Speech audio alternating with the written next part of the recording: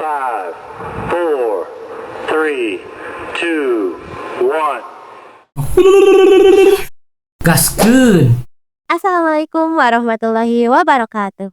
Halo guys semuanya, kembali lagi bersama Hani di podcast kosan Komara. Nah, di podcast kali ini kita ditemani sama narasumber kita nih yang super duper ganteng banget. Coba boleh perkenalkan dulu dong, Bung.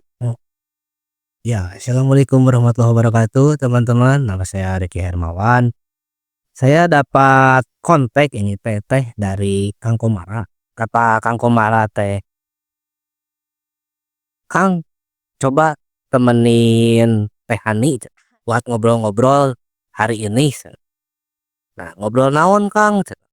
Nah, kemarin teh aku sama Kang Komara ya ngobrolin tentang salah satu karyanya Cak Nur ya, Nurholis Majid, Waduh, teman-teman ya. berat nih. Ya, karyanya itu namanya Nilai Dasar Perjuangan ya. Nanti teman-teman bisa cari aja di Google-nya Nilai Dasar Perjuangan karya Nurholis Majid.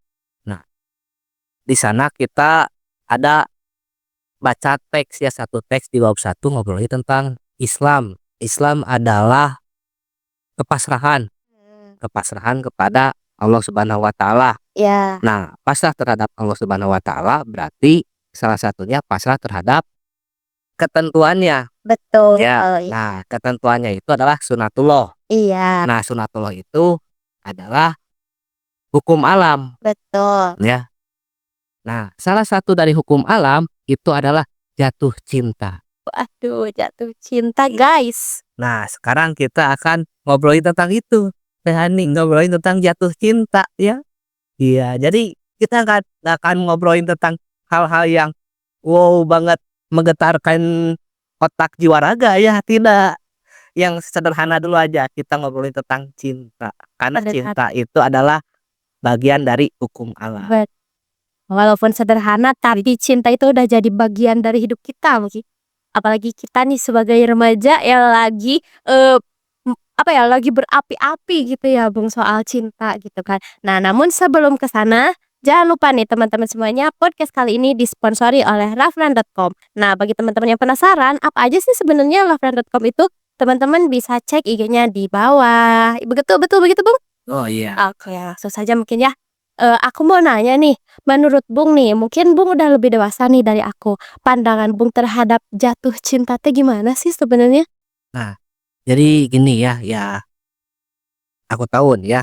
Nah, kan kebanyakan tentang berbicara jatuh cinta itu kebanyakannya itu berbicara wilayah rasa gitu ya. Perasaan aku cinta tulus dengan kamu dan sebagainya gitu ya. Nah, sebenarnya ketika berbicara jatuh cinta itu adalah suatu proses alamiah aja gitu. Nggak wah jauh gitu ketika berbicara jatuh cinta terus ngobrolin tentang oh ini karena perasaan hatiku dan sebagainya. Nggak sampai ke sana-sana banget tuh. Karena jatuh cinta itu ternyata bagian dari sistem bertahan hidup manusia.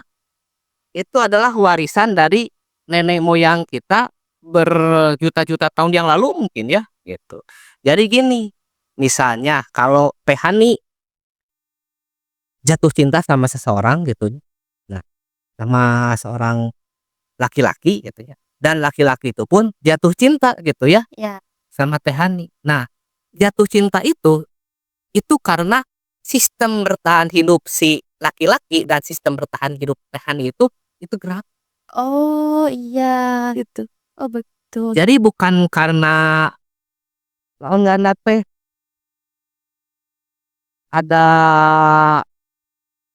dewa dari langit tuh ya memberikan ya perasaan-perasaan gitu enggak gitu. Itu adalah sistem alamiah manusia. Tujuannya untuk apa? Tujuannya itu untuk mempertahankan spesies Ah, gitu. Nah, kalau di para penafsir-penafsir teks karya Cak Nur tadinya yang NDP. Nah, ada yang berbicara tentang manusia itu di dalam Al-Quran Ada yang disebut dengan basyar, ada yang disebut dengan nas, ada yang disebut dengan insan. Nah, jatuh cinta itu adalah bagian dari basyariah gitu ya. Sifat-sifat kemanusiaan gitu ya, Bung. Ya sifat manusia yang lebih cenderung kepada biologis sebenarnya mah. Bukan kemanusiaan yang sifatnya psikologis ataupun sosiologis, enggak, tapi lebih ke biologis awalnya itu ketika berbicara jatuh cinta itu. Oh, Jadi enggak sifatnya psikis itunya rasa gitu, tapi justru lebih kepada biologis gitu. Nah, jadi zaman dahulu kala ya, zaman nenek moyang kita gitu ya, si bertahan hidup itu mereka harus melakukan berkembang biak heeh. kan untuk bertahan hidup. Nah, berkembang biak itu mereka harus melakukan perkawinan. Nah, perkawinan itu terjadi ketika ada unsur-unsur kimia biologi di dalam tubuh itu beraksi gitu. Nah, itulah yang menyebabkan terjadinya jatuh cinta gitu. Kalau lebih detailnya sih bisa lihat pendekatan jatuh cinta menurut neuroscience ya. Karena aku itu bukan ahli neuroscience gitunya. Bahasa-bahasanya agak belibet gitunya. Ya aku menerjemahkan lewat bahasa yang aku tahu aja gitu. Jadi gitu. Oke, berarti mungkin sederhananya cinta itu adalah berawal dari aspek biologis mungkin ya. Tapi kan di zaman sekarang itu dari yang awalnya hanya dorongan biologis kan udah masuk ke dorongan psikis, bahkan ke sosiologis gitu kan. Bahkan ada beberapa mungkin remaja yang menyalahartikan gitu kemurnian rasa cinta yang awalnya hanya untuk mempertahankan spesies, tapi pada akhirnya membawa ke sesuatu yang lebih jauh. Itu bagaimana, Bung? Apakah cinta masih bisa dianggap suci kalau misalkan begitu? Nah, masih bisa naik taraf gitunya. Kalau misalnya dalam kisah cinta, ada pertama itu ada amor, kemudian naik tingkat ke philia, kemudian naik tingkat ke agape gitu ya. Kalau misalnya amor, itu cinta itu harus memiliki. Nah, ini yang biologis. Nah, ini yang basyariah itu, amor itu. Nah, terus bisa naik tingkat ke Pilih. philia. Philia itu contohnya cinta seorang ibu terhadap anaknya. Gitu. Cinta sesama sahabat gitu. Teh Hani punya bestie ya? Punya dong banyak aku bestie-nya. Kan bestie itu walaupun misalnya jauh gitunya, tetap terhubung kan, terkomunikasi gitunya, saling menjaga, saling apa namanya, care gitu kan. Nah, itu pilihan Pilih ya. cinta yang tidak harus memiliki gitu. Mungkin kalau kata orang-orang, beberapa orang lah gitunya, wah cinta tanpa memiliki itu bullshit gitu ya. Tapi itu secara filosofis emang ada gitu ya, itu pilihan tadi. Nah, sehingga nanti naik lagi ke taraf cinta yang paling tinggi. Namanya agape. Agape itu adalah cinta Tuhan terhadap ciptaannya. Sebaliknya, cinta makhluk terhadap sang penciptanya. Nah, itu ke sana gitu. Nah, yang si jatuh cinta itu baru di tataran Amor. amor, biologis, basyariah. Kalau tidak dinaikkan tarafnya, makanya banyak para remaja-remajanya, para orang-orang yang dia itu jatuh cinta atas nama cinta, tapi ending-endingnya dia melakukan hal-hal yang mustahil, ya. Nah, karena itu stuck di wilayah Amor. amor, basyariah, biologis gitu. Gitunya. Salah tidak? Secara biologis enggak salah. secara biologis ya, nggak salah karena alamiah. Tapi secara moral ya, secara ruhaniah itu salah gitu. Makanya di dalam Al-Qur'an disebutkan. Al-Qur'an teh hadisnya pokok deui, coba komennya. Pokona mah kieu, janganlah mencintai seseorang itu berlebihan dan janganlah membenci seseorang itu berlebihan. Jadi slowly aja gitu. Jadi gitu teh. Iri ya. Jadi ketika orang itu tidak bisa meningkatkan taraf cintanya, mungkin si orang itu bakal tersesat di dalam jatuh cintanya sendiri. Oh Iya. ya, Bung, bisa dikatakan begitu. Oke. Nah, berarti sebenarnya cinta kita ke lawan jenis itu di saat umur-umur aku nih ya, Bung. Berarti kebanyakan itu tuh cuma berada di tahap amor ya, Bung? Iya. Nah, kalau misalkan udah jadi suami nih misal. Nah, itu apakah tetap di amor atau jadi naik di pilia? Karena kan itu tetap karena ada kepentingan biologis.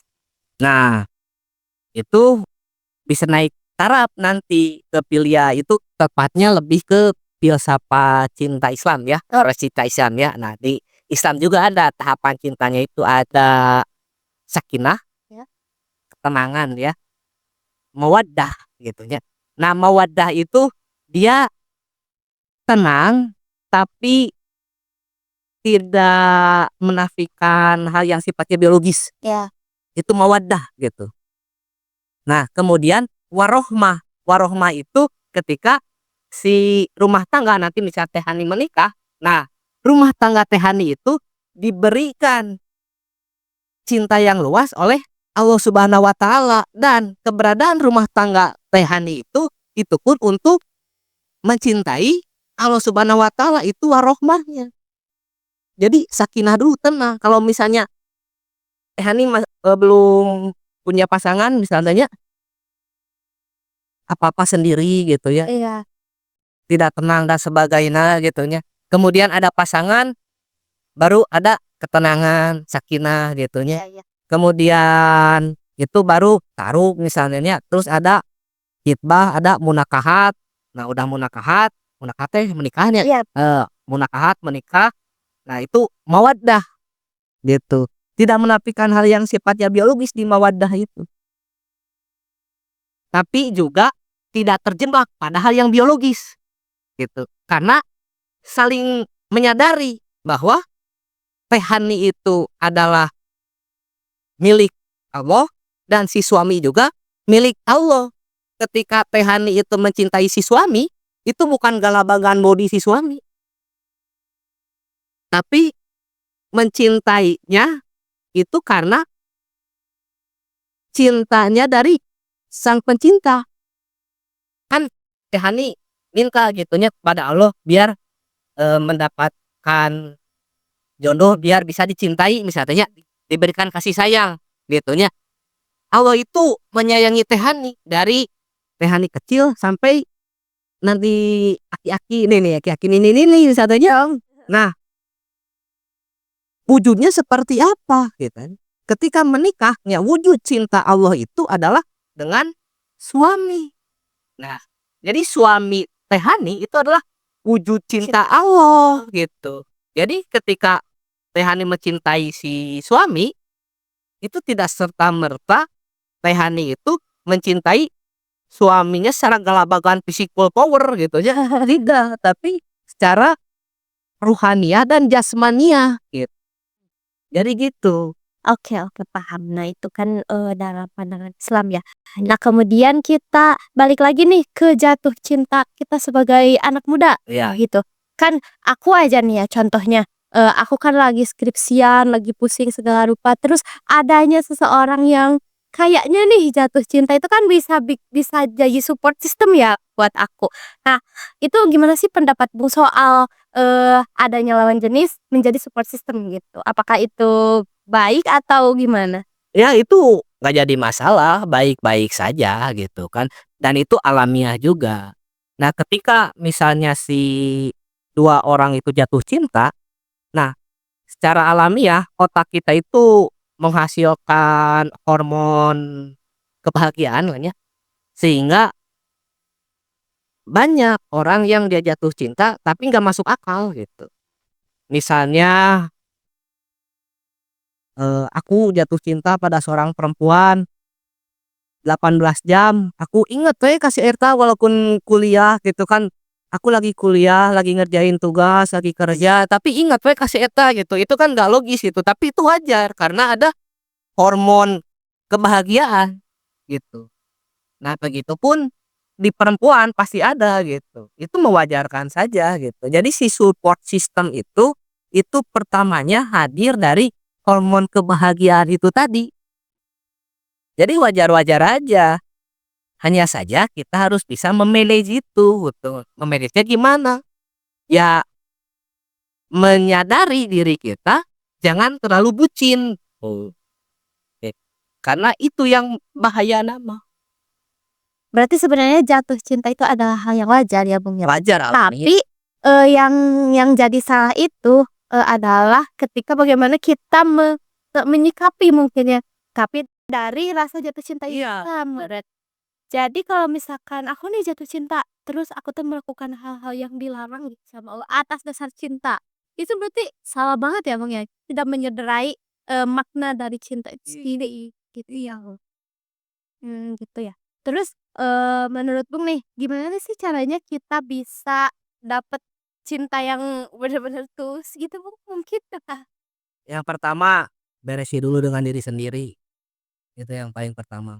Ketika berbicara cinta mencintai, yang lebih utama itu cintai dulu diri sendiri gitu.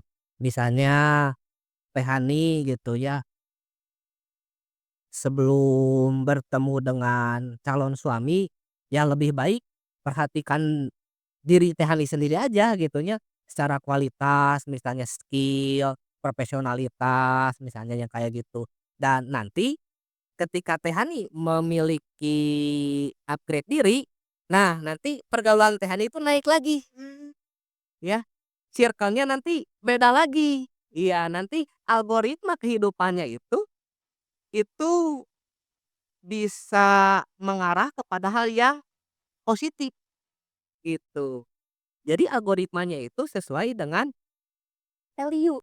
value, iya betul itu, benar benar, gitu.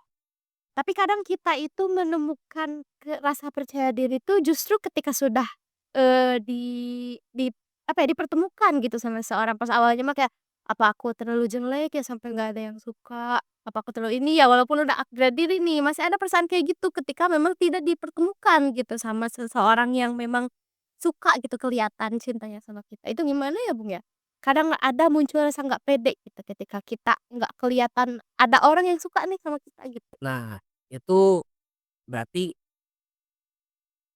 balik lagi ketika berbicara ke rasa percayaan dirinya itu berarti independensi gitu ya. Heeh. Nah, kenapa aku tadi bilang harus mencintai diri sendiri dulu gitu, yaitu untuk membangkitkan rasa percaya diri dan untuk biar diri itu tidak tergantung pada orang lain. Ya, Nah, betul. ketika kita tidak tergantung dengan orang lain, jadi kita itu memiliki pilihan yang bebas gitu. Karena yang menjadi alamiah dari seorang perempuan itu adalah memilih, bukan dipilih gitu. Memilihnya seperti apa? Ya, kalau secara alamiah nama, simpel sih kalau teman-teman gitunya mau bisa dipilih sama cewek, pertama aspek aman dan nyaman gitu. Jadi kenapa cewek itu suka orang berduitnya? Wajar. Karena salah satu konteks aman itu adalah duit. Nah itu dah saya setuju lah, setuju. Nah itu ada kata mah duit kata mah. Makanya harus good rekening du. Saacan bobogohan mah good rek gitu. Lamun teu good looking good rek Kalau dua-duanya lebih bagus. gitu. Nah, ya seperti itu. Nah, balik lagi tadi ke kepercayaan diri gitunya. Nah, nanti kalau misalnya kita sudah memiliki kepercayaan diri gitunya, nah grade kita itu akan naik karena kalau grade kita itu naik, maka circle kita juga akan naik lagi. Kalau misalnya Teh Hani masih belum punya percaya diri gitu ya gara-gara berpikir, "Oh aku jomblo terus sih, gak ada yang mau sama aku," kan kita kurang percaya diri ya, Iya, berarti itu dependennya. heeh. Nah, maka grade-nya itu tidak akan naik dan circle algoritma hidupnya juga jadi suka gitu. Makanya yang paling utama sebelum mencintai orang lain adalah cintai diri sendiri dulu. Nah, gitu mungkin ya, kita jauh-jauh ngomongin soal cinta, yang penting itu adalah cintai diri sendiri. Begitu mungkin ya? Oke, seperti biasa, Kang Komar, kata-kata hari ini.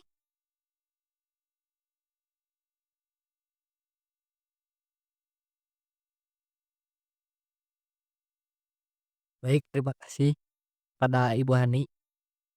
Untuk kata-kata hari ini, sejatinya cinta adalah anugerah, tetapi manusia modern sekarang membuatnya menjadi musibah. Ampun, jerok guys. Udah mungkin ya, episode podcast kali ini cukup begitu mungkin. Bung Riki terima kasih banyak atas diskusinya. Dadah semuanya. Assalamualaikum warahmatullahi wabarakatuh. Dadah.